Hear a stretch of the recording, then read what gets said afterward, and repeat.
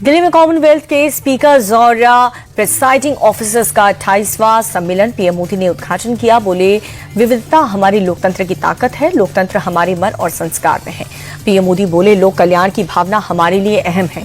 भारत ने दुनिया के सामने खुद को साबित किया। आज हमारी इकोनॉमी तेजी से आगे बढ़ रही है।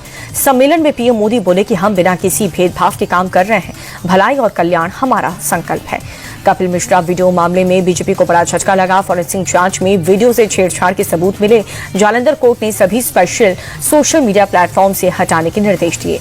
जन्मदिन पर पूर्व सीएम मायावती का बड़ा ऐलान। 2027 का विधानसभा चुनाव अकेले लड़ने की घोषणा की। लोकसभा चुनाव भी अकेले ही लड़ेगी बीएसपी।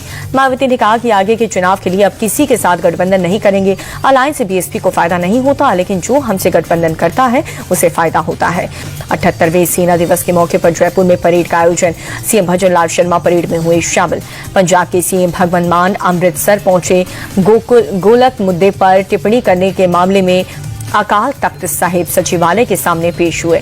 आईपैड रेड मामले में सीएम ममता को सुप्रीम कोर्ट से नोटिस। सीटी के खिलाफ एफआईआर पर रोक का फरमान। बीजेपी बोली, दीदी का शासन जंगल राज का प्रमाण है। 3 फरवरी को मामले की अगली सुनवाई होगी। बीजेपी बोली, सुप्रीम कोर्ट ने ममता को दिखाया आईना। टीएमसी के गुंडों ने अराजकता फैलाने की कोशिश की। कारनामे छिपाने के लिए सीएम फाइल चुरा करके भागी। सुप्रीम कोर्ट में दूध का दूध और पानी का पानी हुआ। बीजेपी ने कहा कि कोर्ट का बयान सबूत चुराने वालों पर करारे तमाचे की तरह है। कोर्ट के नोटिस पर टीएमसी सांसद कल्याण बनर्जी का बयान, हम अगली सुनवाई में आपत्तियों को फिर से पेश करेंगे। सुप्रीम कोर्ट में ईडी का टीएमसी पर बड़ा आरोप। कहा कि टीएमसी ने हाई कोर्ट में सुनवाई के दौरान अराजकता फैलाने की कोशिश की। व्हाट्सएप चैट के जरिए भीड़ जुटाने की साजिश रची। कांग्रेस नेता सुप्रेश नेत का बयान, बीजेपी के इशारे पर विपक्ष को परेशान कर रही ईडी। 99% केस में विपक्षी नेताओं के नाम है। मुर्शिदाबाद को फिर से दहलाने की साजिश नाकाम हुई। एसओजी ने 3 लोगों से भारी मात्रा में गोला बारूद बरामद किया।